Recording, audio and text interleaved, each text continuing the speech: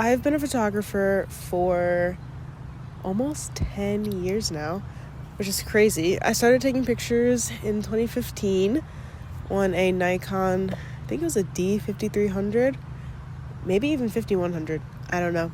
But in those 10 years, I've only shot on, for the most part, 2 different lenses. I started with a 35mm prime lens, a Nikon, and in 2020, I splurged on a Sigma 135mm Art prime 1.8. I don't even know what order those words go in. For the most part, I've only ever shot portraits, and my 35mm was perfect for that. But the reason why I upgraded to the Sigma was because I started doing equestrian photography. The shape of a horse, it's hard to explain, but horses are shaped in a way where you have to shoot them at a certain focal length for them to look proportionally correct. And my favorite equine photographer was shooting with that exact same lens, and so that's why I got it, because I wanted my pictures to look like her pictures. And I forget how much I paid for it, but I paid a little under $1,000. I don't know how much exactly. And it was a huge investment. Like, I thought about it for months before I was just like, just do it, Tessa. I was considering becoming doing it professionally, equestrian photography professionally. And so I felt, if you want to do this, you have to get the right gear. I did it. I spent the nearly $1,000, and I had myself my first piece of professional photography equipment. I had never spent that much money on, I don't even think, anything before. It was really exciting. I felt crazy. I was like, oh, look at you. You're doing the thing. I have my notes here because if I didn't have my notes, you would hate me, I would hate me. It would be really ridiculous.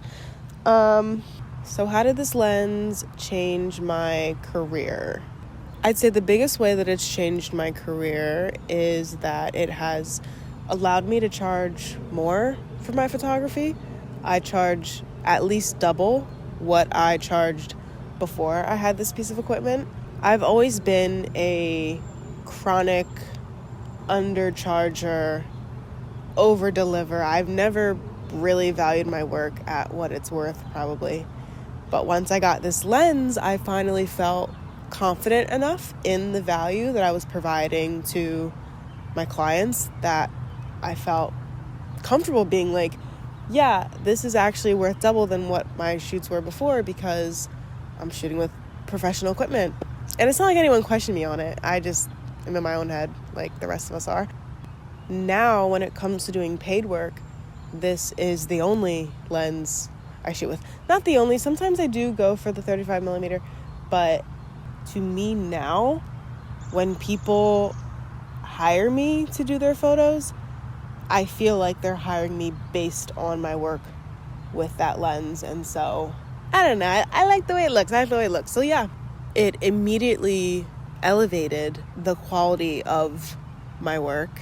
And I felt that when I started doing client work with this lens, that my work was perceived like a professional. When I would deliver photos to my clients, I see myself as like, I am an amateur photographer. I see myself as an amateur, but they're like, you're a professional. These are professional images. And they are, honestly, but it's that like imposter syndrome that you have, that like, oh my God, you're charging someone $400 for pictures. It feels so crazy.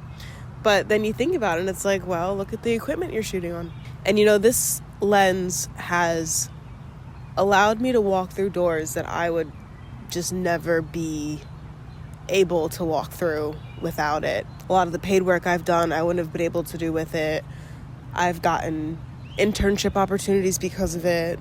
It's really easy to get caught up in camera bodies because of how high-tech they are, how fancy they are.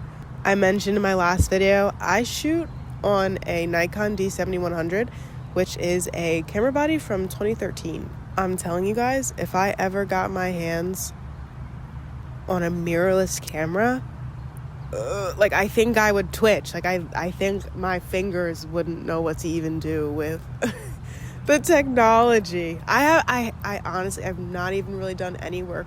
So, okay, I'm rambling. I don't want to ramble on because I'm going to give myself a headache.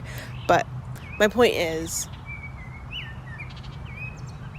it's really easy to feel like the problem with your work is that you don't have the right camera body, because they're constantly coming out with new camera bodies. Mine's trucking, and mine's going to keep on trucking until it tells me it's ready to stop. I spent a long time looking at camera bodies too, because I thought forever, oh, you need to upgrade to a full frame camera. Yes, I am shooting an 135 millimeter prime lens, full frame lens on a cropped sensor. We're not even going to talk about it. Why do I think you need this lens? And I don't mean the Sigma. Now, if you're a portrait photographer and you want a new lens, like, yeah, I would highly recommend the 135 millimeter Sigma lens, because it's beautiful and you should want it. But I don't mean this lens specifically. When I say that you need this lens, I mean that you need a lens that is going to change your career. You need a lens that is going to allow you to provide clients with a higher quality of work, a lens that is going to give you the confidence to charge more for your work, because your work is worth all that and more, a lens that's going to help you build up your portfolio so that it looks professional. You need the lens that is designed for the subjects that you want to shoot, and a lens that is going to allow you to push the boundaries of your creative style. And I'm not saying that you need XYZ gear in order to become a better photographer, to be a great photographer. I don't want to get caught up in the conversation of gear, but I do think there comes a time in every photographer's or even artist's life and career when they have to acknowledge that there are limitations to every single piece of equipment that you have. And sometimes not having the right gear means missing out on opportunities that you otherwise deserve.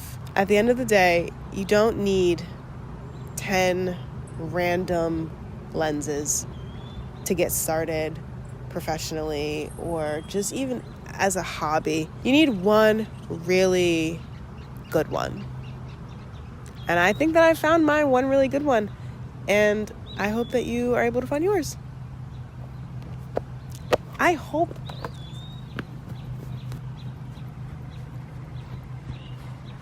Yes, perfect.